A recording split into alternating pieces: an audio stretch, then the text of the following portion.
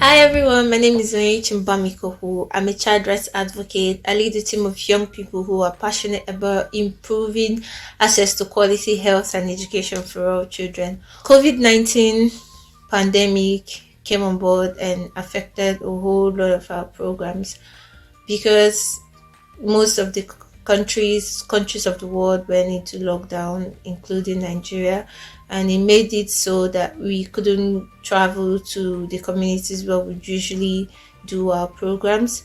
Schools had to shut down, children had to stay at home, everybody had to stay at home, so this impacted on our work. The pandemic also affected the livelihoods of my team. Most of those that were undergraduates had to go back home. Their allowances had to stop because parents wouldn't give allowances to their children if the schools were not in session.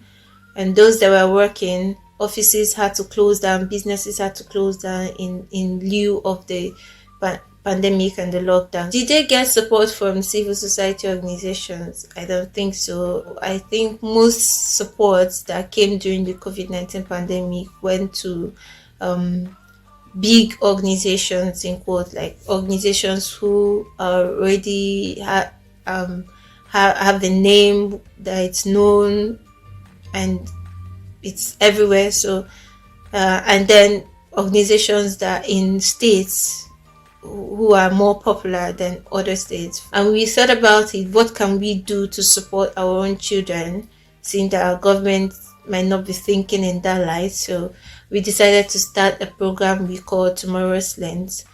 We decided to organize an online learning platform that would be carried on the basis or the background of WhatsApp and Telegram, seeing that they are easily accessible. They don't consume so much data compared to other higher tech platforms like Zoom and Google Meet.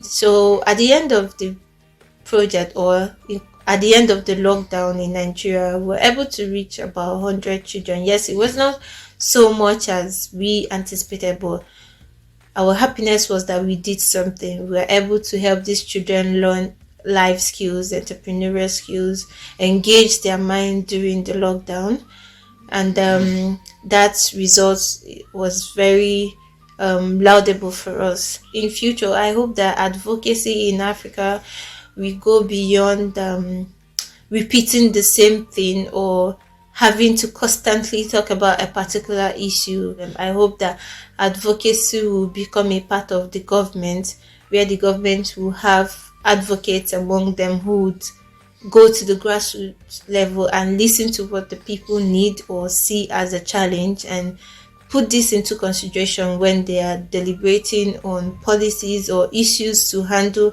as it concerns communities or the people they are governing. What do I have to say to all the donors? Thank you very much for the work you're doing. Thank you for all the funds you send, for supporting advocates, for helping our voices to be heard, for helping the voices of people in the grassroots to be heard.